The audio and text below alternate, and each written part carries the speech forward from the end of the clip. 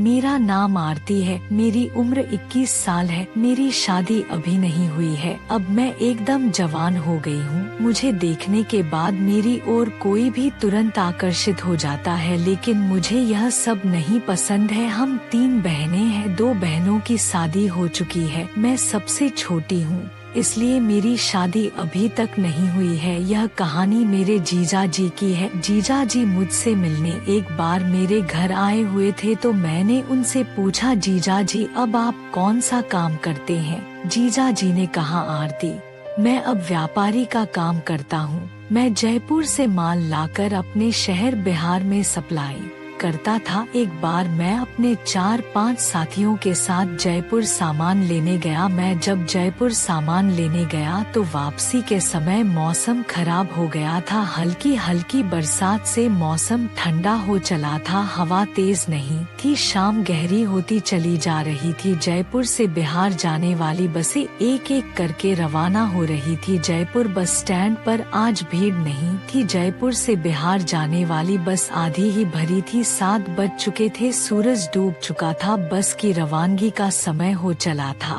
10 minute और इंतजार करने के बाद बस कंडक्टर ने सीटी बजाई, ड्राइवर ने इंजन स्टार्ट किया। गियर लगाते ही बस लहराकर भीड़ काटते हुए बस अड्डे का गेट पार कर बाहर आई और रिंग रोड की चौड़ी सड़क पर तेजी से दौड़ने लगी। बस की रफ्तार बढ़ने के साथ साथ हल्की हल्की बरसात भी तेज बरसात में बदल गई। कुछ दूर आगे आते आते 7:30 बज चुके थे। वहाँ पर आधा मिनट के लिए बस रुकी। 4-5 सवारियाँ भी चढ़ी, पर बस अभी भी पूरी तरह से नहीं भरी थी। बस आगे बढ़ी, बरसात दस्तूर जारी थी, हवा भी तेज होती जा रही थी। एक बस स्टैंड पर बस 5 मिनट के लिए रुकी। भारी बरसात के चलते बस स्टैंड सुनसान था। जयपुर पार होते होते बरसात भयंकर तूफान में बदल गई। 20 मिनट बाद बस एक गांव के पास पहुंची। वहां बड़े बड़े ओले गिरने लगे थे, साथ ही आंधी भी चलने लगी थी। सड़क के दोनों किनारे खड़े कमजोर पेड़ हवा के जोर से तरु कर टूट रहे थे और सड़क पर गिरने लगे। बस का आगे बढ़ना मुमकिन नहीं था, सारा रास्ता जो बंद हो गया था। ड्राइवर ने बस रोक दी और इंजन भी बंद कर दिया। जल्द ही बस के पीछे तमाम दूसरी गाड़ियों की कतार भी लग गई। अब बरसात तूफान में बदल गई, क्या करें, कहाँ जाएं? जयपुर से बिहार का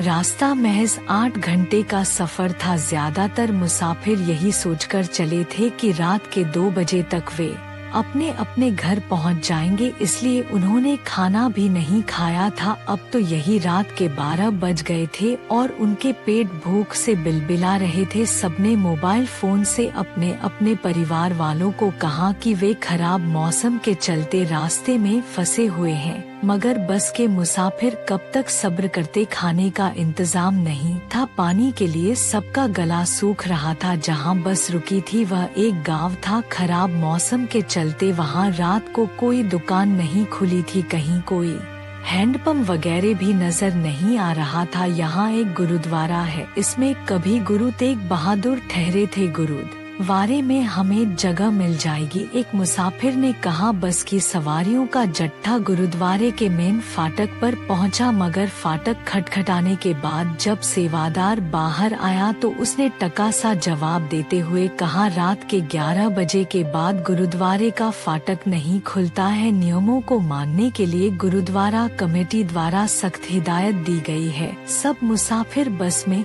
आकर बैठ गए। मैं अपने 4-5 कारोबारी साथियों के साथ जयपुर माल लेने के लिए आया था। हर समस्या का समाधान होता है, इस बात पर यकीन रखते हुए मैं बस से उतरा और सुनसान पड़े गांव के बंद बाजार में घूमने लगा। 2 शराबी शराब पीने का लुत्फ उठाते हुए एक खाली तख्त पर बैठे उल्टी सीधी बकवास कर रहे थे। क्यों भाई, यहाँ कोई ढाबा या होटल है? मैंने थोड़ी हिम्मत करके पूछा, क्या कोई इमरजेंसी है? नशे में धूत एक शराबी ने सवाल किया। तूफान में हमारी बस फंस गई है, हम शाम को जयपुर से चले थे, अब यही आधी रात हो गई है, कुछ खाने को मिल जाता तो।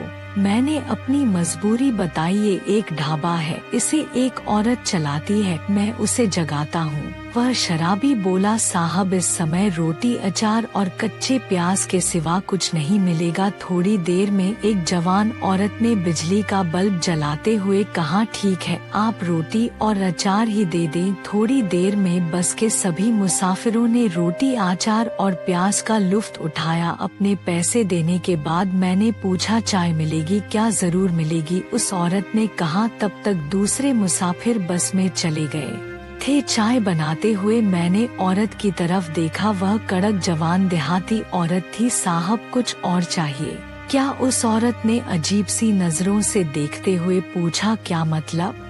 आप आराम करना चाहो तो अंदर बिस्तर लगा है। दुकान के पिछवाड़े की ओर इशारा करते हुए उस औरत ने कहा, मैं अधेड़ उम्र का था, मुझे अपनी पूरी जिंदगी में ऐसा न्योता नहीं मिला था। मैं उस औरत के साथ उसके पीछे चला गया। मैं उसका इरादा समझ गया था, इसलिए वहां पहुंचकर मैंने उसे अपनी बाहों में भर लिया और उसके गालों को चूमते हुए उसके गोरे बदन को सहलाने लगा। फिर हम दोनों उसी बिस्तर पर लेट गए और मैंने जमकर अपनी प्यास बुझाई। फिर थककर हम दोनों एक दूसरे से अलग हुए। फिर मैं थोड़ी देर उसके साथ ऐसे ही लेटा रहा। कुछ देर बाद उठकर मैंने अपने कपड़े पहने और उस औरत से पूछा, क्या दूं?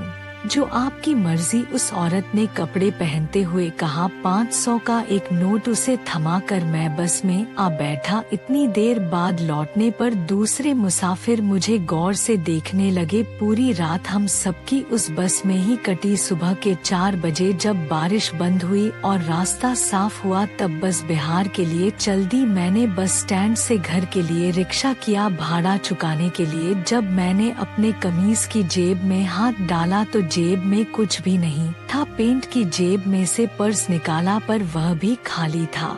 हाथ में बंधी घड़ी भी न थी। मैंने पत्नी से पैसे लेकर रिक्शे का भाड़ा चुकाया। उस भोली भाली दिखती देहाती औरत ने पता नहीं कब सब पर हाथ साफ कर दिया था। जेब में 5000 रुपये थे, पर्स में 8000 और 10,000 की घड़ी थी। सब के सब उसने चोरी कर लिया था। कड़क रोटियों के साथ साथ उस कड़क औरत के जिस्म का स्वाद मैं जिंदगी में कभी भूल नहीं पाऊंगा।